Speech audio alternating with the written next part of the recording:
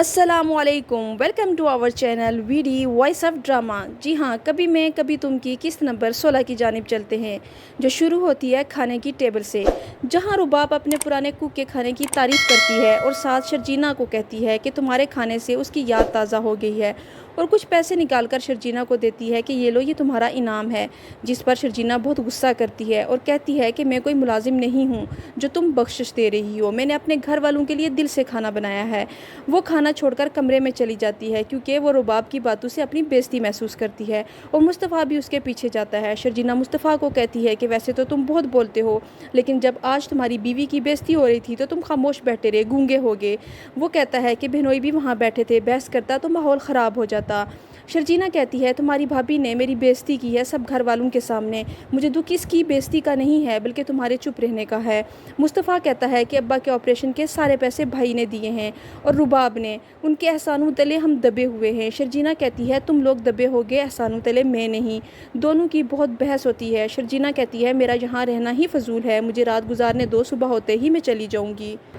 Sidra kitchen میں اپنی ماں سے کھانا لینے جب آتی ہے تو وہ اپنی ماں سے کہتی ہے کہ امی، آج شرجینا کے ساتھ اچھا نہیں ہوا، وہ سارا دن کچن میں کھڑے کام کرتی رہی ہے لیکن اس نے خود کھانا کھایا ہی نہیں۔ اس کی ماں کہتی ہے شرجینا کی غلطی ہے، اسے میرے داماد کے سامنے ایسے اٹھ کر نہیں جانا چاہیے تھا۔ سدرا کہتی ہے امی آپ مانیں یا نہ مانیں، شرجینا کے ساتھ آج بہت برا ہوا ہے۔ اماں کہتی ہے رباب کو تنقید کا نشانہ نہ بناؤ، دیکھ رہی ہو اپنے ابا کو کیسے چمک رہے ہیں، سب رباب کی وجہ سے ہے، پانی کی طرح پیسہ بہایا ہے اس نے۔ صبح 7 بجے جب مصطفیٰ سو کر اٹھتا ہے اور دیکھتا ہے کہ شرجینا پورے گھر میں کہیں نہیں، وہ اس کو ڈھونڈتا ہے لیکن وہ صبح 7 بجے ہی آفس جا چکی ہوتی ہے۔ آفس میں پورا دن گزار کے شام کو وہ اپنی ماں کے گھر چلی جاتی ہے۔ ماں اسے دیکھ کر خوش ہوتی ہے اور کہتی ہے کہ بیٹا آج تم کیسے آئی ہو، مصطفیٰ نہیں آیا؟ تو وہ کہتی ہے کہ نہیں، مصطفیٰ نہیں آیا۔ شام ہوتے ہی مصطفیٰ دیکھتا ہے جب شرجینا گھر نہیں آئی تو آفس میں کال کرتا ہے اور آفس بوائے سے پوچھتا ہے کہ شرجینا کہاں ہے؟ تو وہ کہتے ہیں کہ وہ تو کب سے گھر جا چکی ہے۔ پھر وہ شرجینا کے گھر کال کر کے پوچھتا ہے تو اس کی بہن بتاتی ہے کہ شرجینا آپی اس وقت سو رہی ہیں۔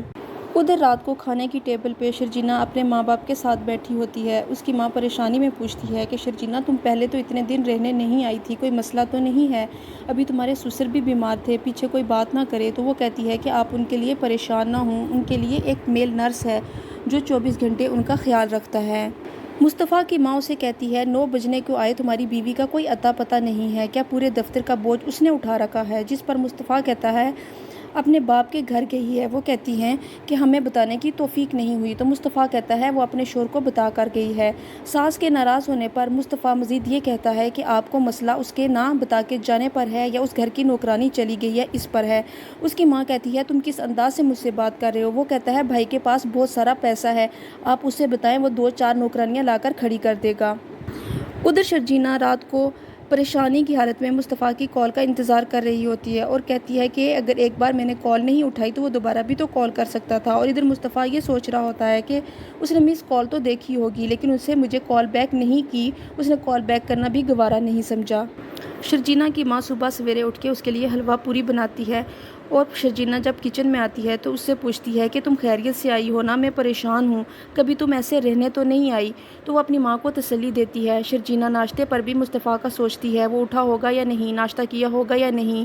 یہاں ٹیبل پر رباب دوبارہ اس بات کو دہراتی ہے کہ شرجینا کہیں اس کی وجہ سے ناراض ہو کر تو نہیں گئی۔ وہ کہتی ہے میں اس سے معافی مانگ لوں گی اور اسے واپس بلا لوں گی، جس پر ساس کہتی ہے کہ تم کیوں پریشان ہوتی ہو، نہ تم معافی مانگو گی اور نہ ہی تمہاری غلطی ہے، وہ خود گئی ہے اور خود آئے گی، اسے کوئی لینے نہیں جائے گا، جب اس کا دماغ درست ہوگا وہ آ جائے گی۔